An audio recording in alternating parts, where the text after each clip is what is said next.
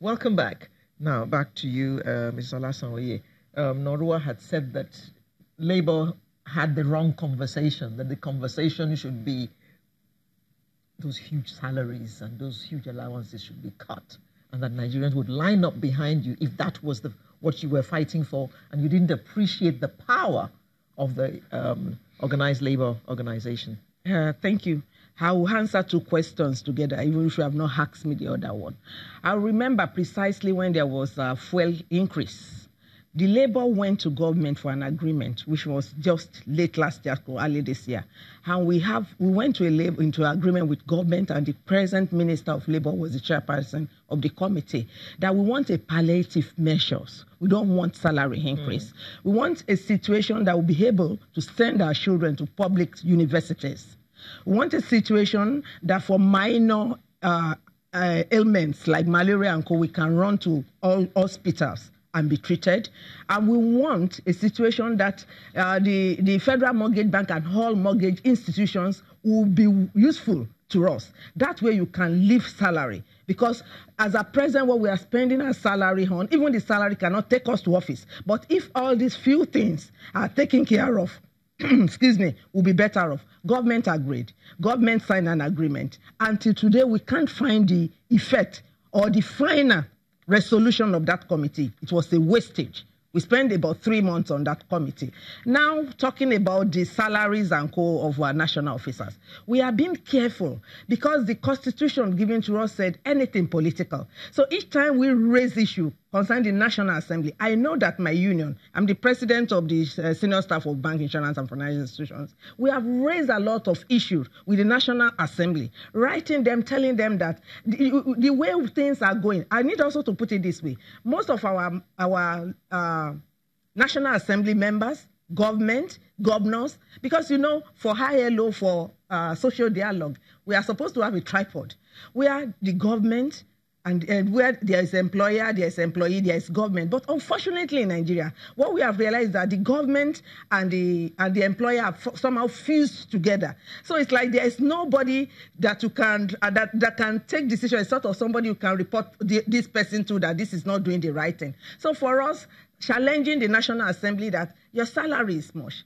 Can we find a way that, because I will also bring it to this one, if I'm making sense, that people are saying that governors are not paying the already 18,000. It's about political will.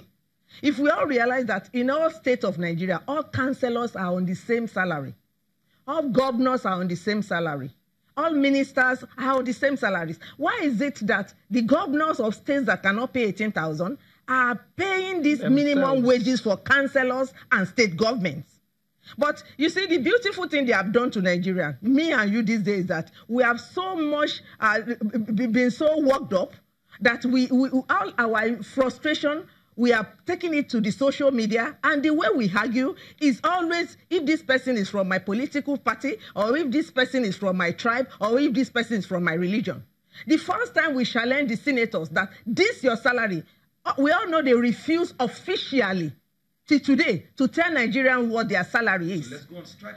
So their reply is that we are basing our questions on insinuations, that we don't have fact, that we should provide fact. So let's go on a strike for that. Did Sonny not come out to tell us what they were paid?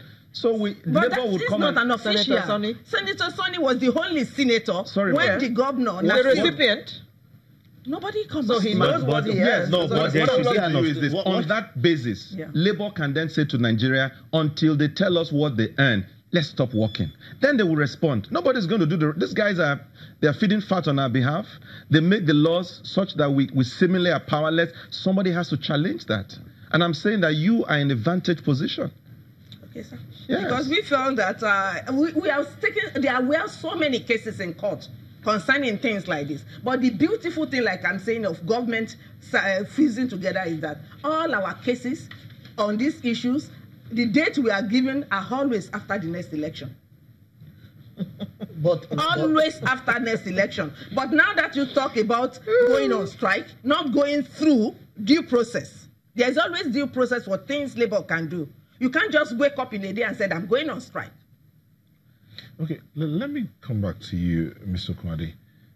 She mentioned a couple of things, but let's look at that issue of agreement and how that affects any economy or a business or an investment environment where you sign agreement with a part of the society, labor in this case, and you don't follow through. What does that say of you and then your desire to have other people invest in your environment?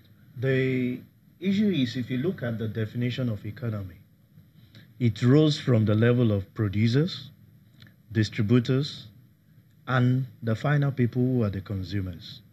And you can talk of the power a consumer possesses. If a consumer refuses to patronize your product, the producer, who is the first key of the economic power, is dead. So what we keep telling every individual, if the government fail to fulfill the part, just like my colleague here said, it's an avenue for us to challenge them. The basic thing we need to drive the economic forward is having the basic infrastructure. Then you have, say, it's in this country, we don't even have social securities. You are not guaranteed. We are talking of earning 30,000 at the end of this so-called, if it's fulfilled. But what is your faith when you move out of the government job? What is the faith of your children? You and I know what some of our old age people who have served this country are going through with their pension. Well, meanwhile, they are asking for an increase of their pension. Increase? No, the pensioners are asking that their pensions be increased. The fact remains, when you get that increase, where are you spending it? Like we said at the intro part of this, if this economy must move forward, the basic thing that we first need to do is to get the infrastructure right. Make some things readily available that even with minimal funds in your end, you can enjoy those things. And you see the economy grow. You will increase the purchasing power of that consumer to get more of those things. Let me bring this to the power of agreement and following through on agreements. How does that affect? But I mean, you just heard what she said. They had an agreement with government. Government did not fulfill their part of it, and they seem to have, let it go. Nation building is tough. Nation building is for serious-minded people on all sides. But we seem to want to do it in Nigeria like a pizza. In 5 minutes, it's out. So Labour, for example, should have come back to us to say, this is what we asked for. Government has not responded. We demand a response. But that's not happening. So they've left that, which is the more fundamental, if you ask me. That meeting you held that nothing came out of, for me, is a far more fundamental meeting to follow up on than this one. Because if you insisted that they deliver on their promise, then some of the things we're talking about here will be in place. Then really, the truth is, even if you agree that 65,000 naira, the truth is, without the infrastructure being in place, as he has stated, we will still come short as workers. All right? So I don't know who will be bold enough in Nigeria to tackle the fundamentals of our country. Everybody seems to be, picking at what's convenient for them.